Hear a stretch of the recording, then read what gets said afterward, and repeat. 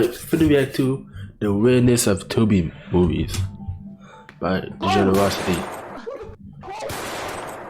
Damn, blinked his ass. Shot her ass too. Movies. That's crazy. A magnificent visual art form that can show the riveting story of one's life or journey. They can display the harshness of someone's struggles and the beauty of someone's rise, conveying emotions that whenever I see them on screen, I can't help but feel the same way the character is feeling on screen. Yo, what's that? Not only that, they can introduce you to a new world that is entirely detached from our reality that I'm almost always engulfed in. I think that's a beautiful wonder about movies. They can spark out emotions for me that I just can't get from any other media. But what kind of deep emotions does movies like this spark for me?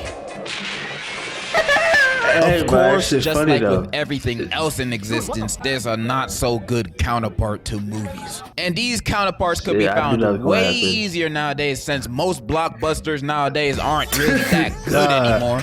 There's a not so good counterpart to movies. And these Bro, if you saw this video, yo, this shit was so fucking funny, bro.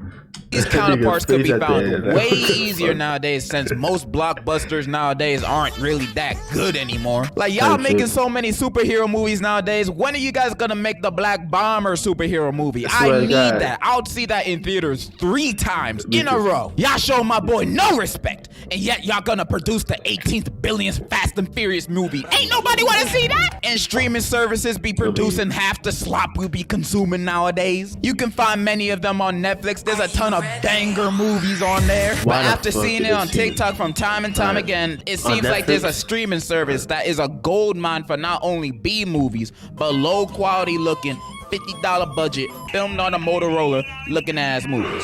Tubi. And when finding this out, my curiosity got the best of me. I needed to see this. And when I checked it out, I was not only amazed, but I was perplexed on how amazing these movies are. Some of these movies will make Martin Scorsese reconsider what true cinema is. And this bitch is sitting on my living room couch. You the only one with a key. What are you talking about? Tiffany the doll. Boy, I don't even know what you're talking about. This is dead ass a real movie. Where the fuck did she go? Tubi, if you ain't know, is a streaming service like the others, but unlike them, out of their original catalog, they have great works of arts like Bad Cat, Mary Finger Kill, and Shark Side of the Moon. You know, absolute classics that everybody knows. But outside the originals they produce, Tubi also has a big catalog of B movies. Not the jazz one, but low budget and indie movies. It has all classics like the others, but unlike them, out of their original catalog, they have great works of arts like Bad Cat, Mary Finger Kill, and Shark Side of the Moon. You know, absolute classics that everybody knows. But outside the originals they produce, Tubi also has a big catalog of B movies. Not the jazz one, but low budget and indie movies. It has a whole bunch of films made by everyday people like you and me, since anybody can make a movie nowadays. If you got a camera, you can make a movie. The thing is, a lot of these films don't look the best, or sound the best, or even make sense half the time, but that's okay. These people made and created a movie that they're so proud of that they released it to the public for all of us to watch. There's no better accomplishment than that. I'll be talking about one movie today, and that movie is titled Love Beat the Hell Out of Me. And today, I'll be going through and over these movies, just so you guys can see a glimpse of what I saw, of what Tubi has to offer. Hold on, what the fuck? Love Beat the Hell Out of Me. And today, I'll be going through and over these movies, just so you guys can see a glimpse of what I saw, of what Tubi has to offer. By the way, this ain't sponsored by Tubi. They ain't paying me jack to do this. But if a Tubi exec is watching this, my pockets are open. Just like how my pockets are open for today's sponsor, War Thunder. War in 20s. With the sponsor, but like, you know what I'm saying?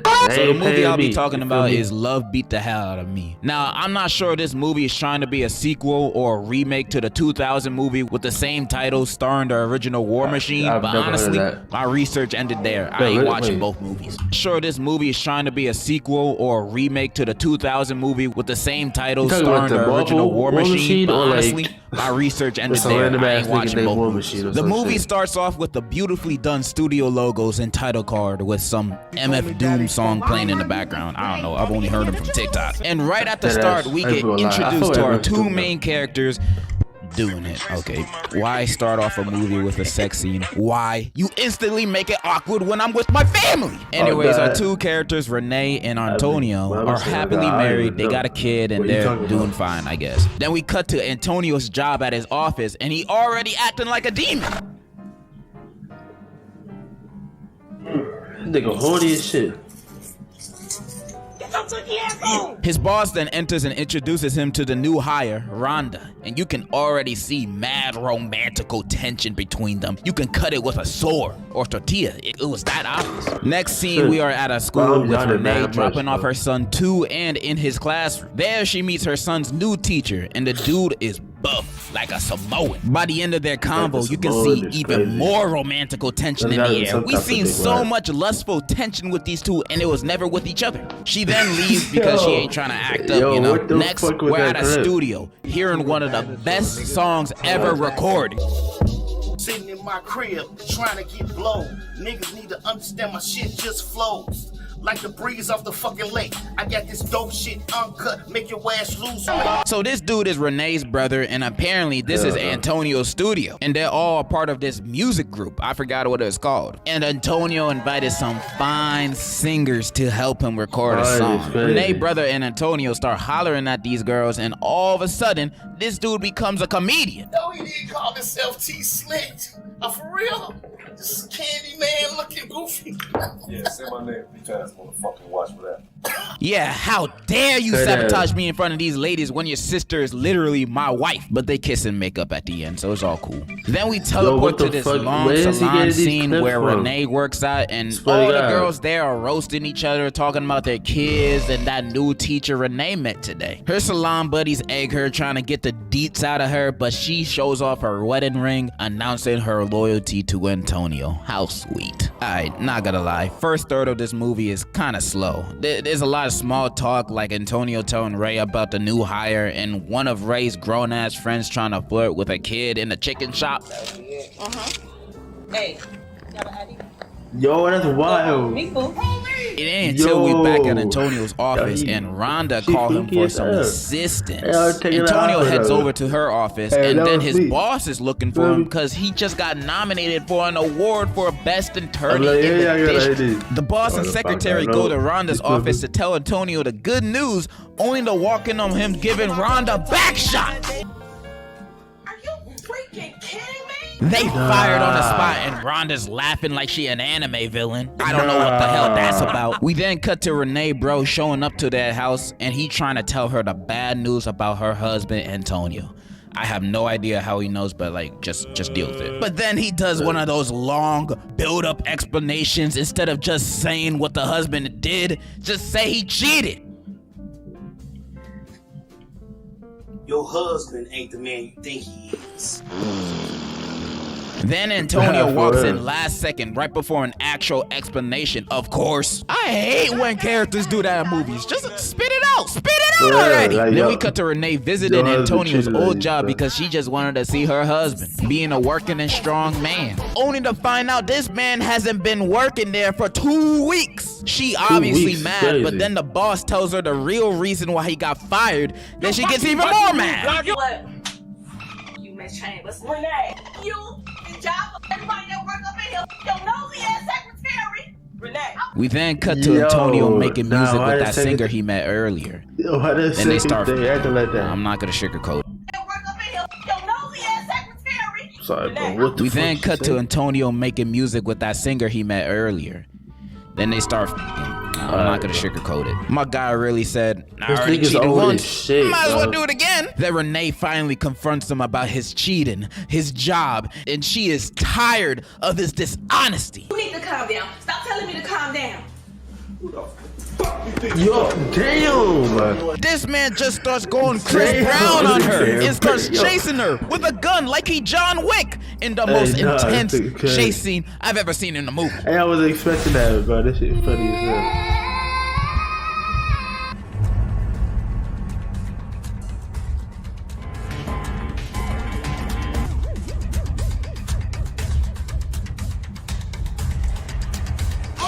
She falls and he brings her back home and threatens her, saying, "You better not leave me or I'm gonna go crazy." And he's also a crackhead now, I guess. Next scene, her brother show up and sees her face. Super worried, he asked, who did this? And she's like, Antonio, but we're not together no more, so there's nothing to worry about. But he wasn't having it, and he was gonna deal with it on his own. Bro waits for Antonio to pull up out of his car to drive by his ass. Hey, Antonio, you been thinking on my sister? That's my walk. Catch your business. It's my business. Damn. And in Antonio's dying breath, he licks his lips and then dies again. Can't be seen having chapped lips around the hose. Then we cut to his funeral, which is mad empty. Not even his son showed up. Nobody liked this nigga, I guess. And Renee crying like he ain't just beat her ass 5 minutes ago.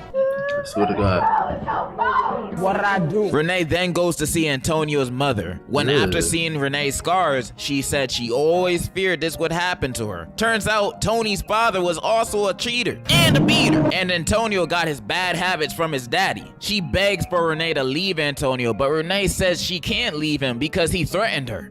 But he was just at his funeral. Ain't that nigga dead? Like, what you mean you leave her? That nigga is dead. You're not together anymore, bro. That nigga is in his afterlife. He meeting God. Like, what the fuck are you talking about? Dead now. What are you gonna do? Slap you from the grave? Like, that's just ridiculous. Antonio, but Renee says she can't leave him because he threatened her. But he was just at his funeral. He dead now. What are you gonna do? Slap you? What the fuck is that?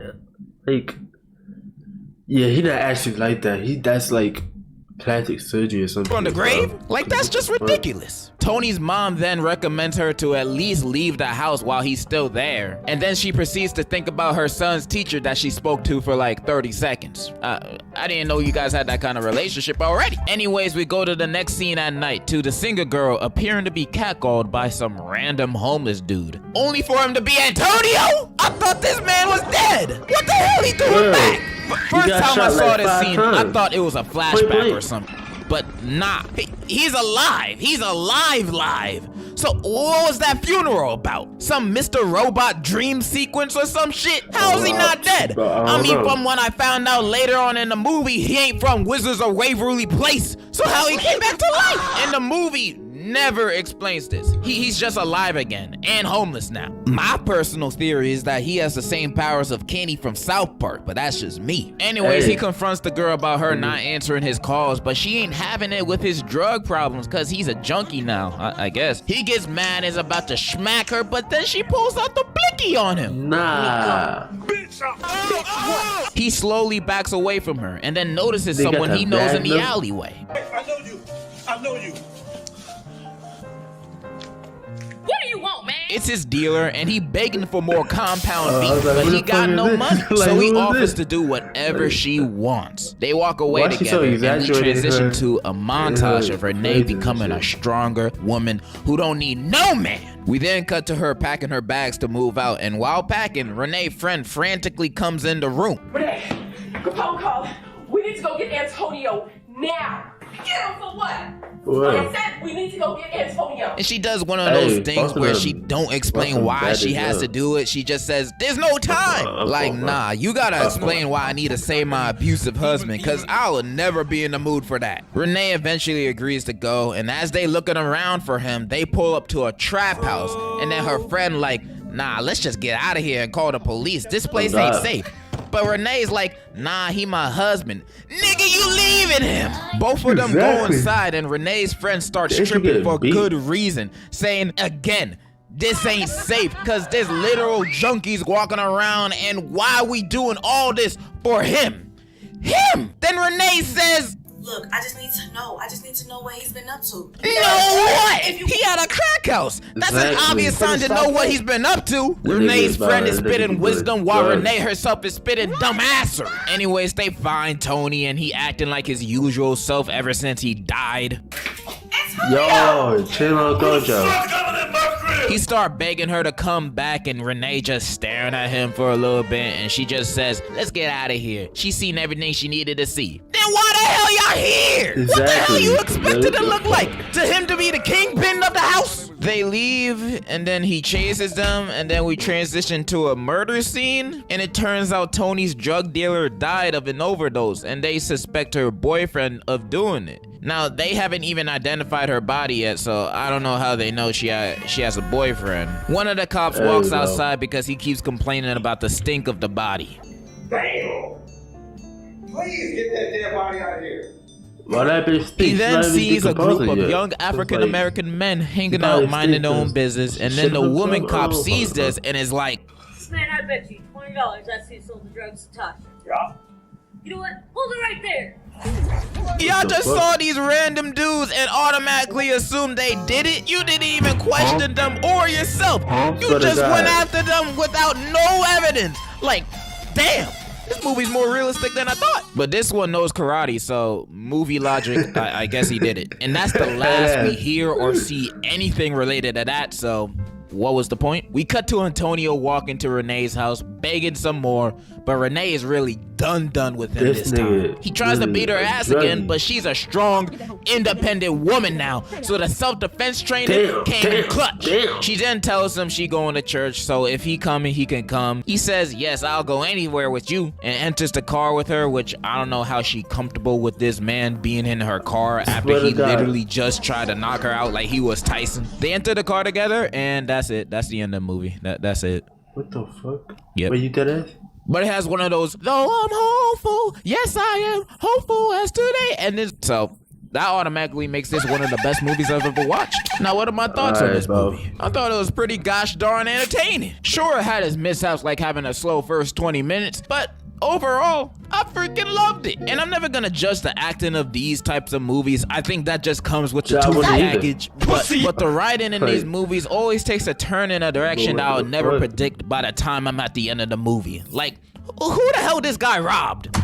Capone was arrested on 4 counts of armed robbery and illegal possession of a firearm. But I love movies like this. They're fun to watch, and I bet the people who are making it had fun making it too. Now, I'm not gonna fuck around and say this movie's amazing or anything up there with the likes of Citizen Kane and Date Movie. But if you're looking for something stupid, fun, and entertaining to watch, I recommend this. Cause I think this movie encapsulates what Tubi movies are about.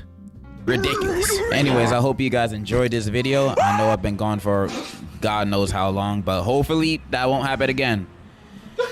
Hopefully. But I still 100% definitely love all of you guys. I love you. I love you. Also, thank you, War Thunder, for smiling. What happened to the main character though? What happened to the drug addict? Like, what he doing now? Remember, he went in the car with Shorty and then they drove off to somewhere. What happened to him? Like, did he like get better? Did he stop his drug addiction? Did he stop cheating on bitches? Like, did they get back together? Like, what happened? That's what I want to know, bro. Like, you can't just leave it. You can't leave on a cliffhanger because I'm not gonna watch the next movie if there is one. So you gotta tell me now.